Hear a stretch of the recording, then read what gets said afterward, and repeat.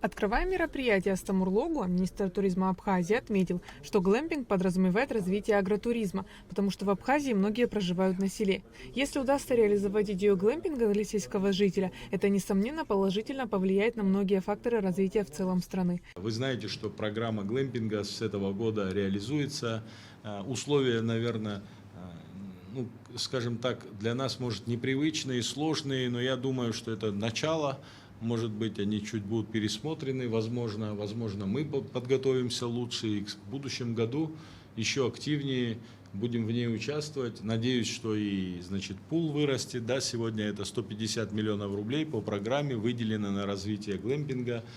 Все это происходит в Министерстве экономики, люди могут подать заявки, там софинансирование, вы знаете, 50% от стоимости. Российское государство, поддерживая Абхазию, готово предоставить такую субсидию.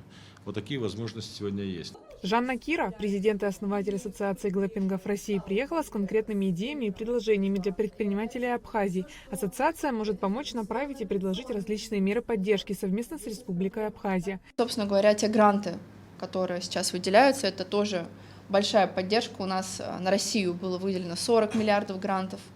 Да, то есть выделяли по чуть-чуть. Первый транш был 1,2 миллиарда, я помню, много лет назад, еще при Ростуризме.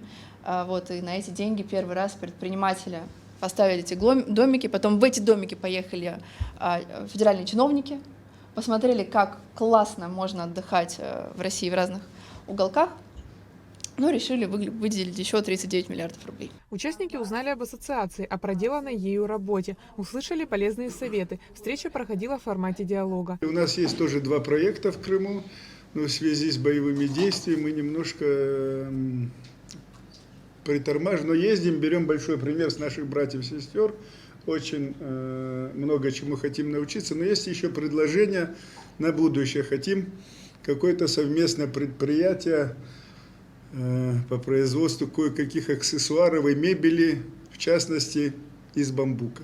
Жанна Кира разработала чек-лист по выбору территории для глэмпинга. На первом месте юридическая составляющая, то есть глэмпинг строится только на тех территориях, где это можно делать. Также на встрече отмечалось, что в России был разработан ГОСТ по глэмпингу. Разработали вместе с Роскачеством, это была большая работа. И спросите вы меня, можно ли, прочитав ГОСТ, открыть глэмпинг? Я думаю, что нет, этой информации не будет достаточно, но вместе с этим мы задекларировали слово «глэмпинг» в юридическом поле, что с буквы «э», что было важно. Мы сейчас готовим стандарты, их тоже бесплатно выдам в рынок, чек-листы, все, как убирать, все, как готовить глэмпинг к сезону, вот эту всю информацию просто мы тоже бесплатно выдадим в рынок для того, чтобы предпринимателям было проще, но и классификация. В последнее время развитие глэмпинга активно идет в Абхазии и России, что и поспособствовало организации мероприятия. Встреча принесла полезный обмен опытом в сфере строительства глэмпингов. Айлита Арутюнян, Давид Маргия, Храмичпа, Абхазское телевидение.